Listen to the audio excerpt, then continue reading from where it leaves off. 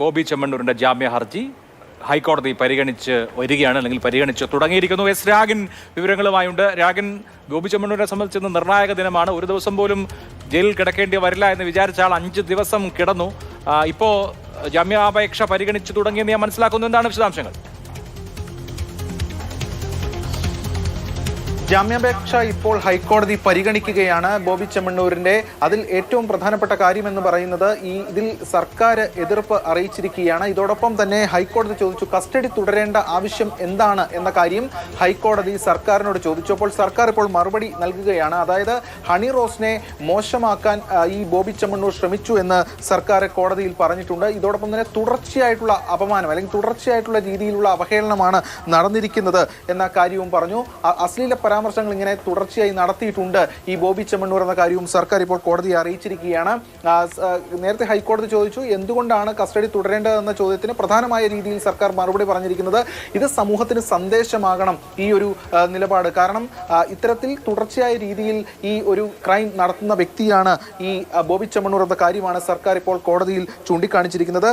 സമൂഹത്തിന് ഇപ്പോഴേ വ്യക്തമായ സന്ദേശം കിട്ടിയെന്ന് കോടതി മറുപടിയായി ഇതിന് പറഞ്ഞിട്ടുണ്ട്. ഏറ്റവും പ്രധാനപ്പെട്ട കാര്യം സമൂഹത്തിന് ഇപ്പോൾ അതായത് റിമാൻഡിലേക്ക് പോയ ഘട്ടത്തിൽ തന്നെ വ്യക്തമായിട്ടുള്ള സന്ദേശം കിട്ടിയിട്ടുണ്ട് എന്ന കാര്യവും ഇപ്പോൾ കോടതി ചൂണ്ടിക്കാണിച്ചിട്ടുണ്ട്. 6 ദിവസമായി ബോബി ജയിലിൽ കിടക്കുകയാണെന്ന കാര്യവും കോടതി സർക്കാരിന് മുന്നിൽ ചൂണ്ടിക്കാണിച്ചിരിക്കുകയാണ്. എന്തായാലും സർക്കാരും ഇതുമായി ബന്ധപ്പെട്ടുള്ള വാദം നടത്തിക്കൊണ്ടിരിക്കുകയാണ്. ബോബി ചെമ്മണ്ണൂരിന്റെ ജാമ്യാപേക്ഷയെ ശക്തമായി എതിർക്കുന്ന നിലപാടാണ് ഹൈക്കോടതിയിൽ സർക്കാർ സ്വീകരിക്കുന്നത് ഇപ്പോൾ.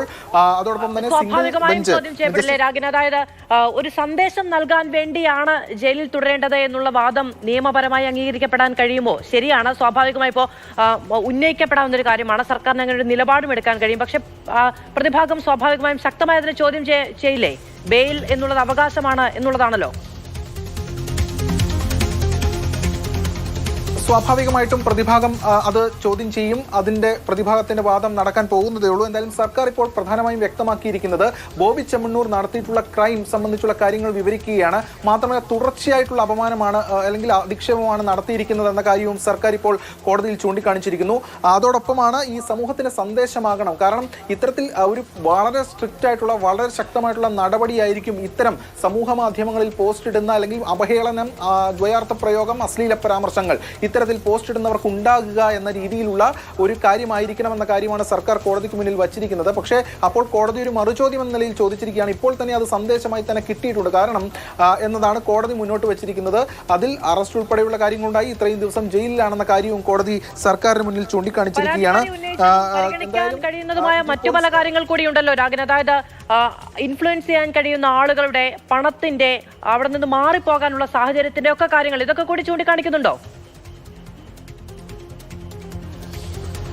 ഇപ്പോൾ പ്രധാനപ്പെട്ട കാര്യമെന്ന് പറയുന്നത് ഈ ദൃശ്യങ്ങൾ, അതായത് ഈ ബോബി ചെമ്മണ്ണൂർ നടത്തിയിട്ടുള്ള പരാമർശങ്ങൾ, അതുമായി ബന്ധപ്പെട്ട കാര്യങ്ങളൊക്കെ തന്നെ കോടതി പരിശോധിക്കുകയാണ്. ആ പരിശോധിക്കുന്ന ഘട്ടത്തിൽ കോടതി ഒരു കാര്യം ചോദിച്ചിട്ടുണ്ട്. എന്തിനു വേണ്ടിയാണ് ഇയാൾ ഇതൊക്കെ കാണിക്കുന്നതെന്ന കാര്യവും കോടതി ഇപ്പോൾ ചോദിച്ചിരിക്കുകയാണ്. കാരണം നേരത്തെ തന്നെ സർക്കാർ വ്യക്തമാക്കിയിരുന്നു, അല്ലെങ്കിൽ പോലീസ് വ്യക്തമാക്കിയിരുന്നു, ഇത്തരത്തിൽ സമൂഹ മാധ്യമങ്ങളിൽ വളരെ വിസിബിൾ ആയിട്ടുള്ള പ്രകടമായിട്ടുള്ള തെളിവുകൾ ബോബി ചെമ്മണ്ണൂരിനെതിരെയുണ്ട്. അത് ഒരു ഹണി റോസിനെയും മാത്രമല്ല മറ്റു പല വ്യക്തികളെയും ഇത്തരത്തിൽ ദ്വയാർത്ഥ പ്രയോഗങ്ങൾ നടത്തിക്കൊണ്ട് അധിക്ഷേപിച്ചിട്ടുണ്ട് എന്നതായിരുന്നു സർക്കാരിന്റെ പ്രധാനപ്പെട്ട വാദമായി മുന്നോട്ട് വച്ചിരുന്നത്. അതിലാണ് ഇപ്പോൾ ഈ ദൃശ്യങ്ങൾ ഉൾപ്പെടെയുള്ള കാര്യങ്ങൾ കോടതിക്ക് മുന്നിലേക്ക് എത്തുന്നത്.